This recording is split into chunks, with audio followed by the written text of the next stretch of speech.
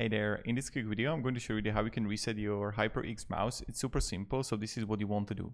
You want to locate the mouse wheel and the DPI button, and you want to press and hold both the mouse wheel button and the DPI button simultaneously, and you want to hold it for 10 seconds.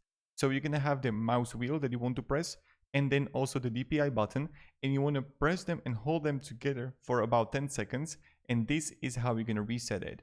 So that's pretty much it. It's super simple. So again, you're going to have both buttons, and you just want to press and hold both of them for about 10 seconds. But the important thing to know is that all LED lighting profiles and custom settings will be erased.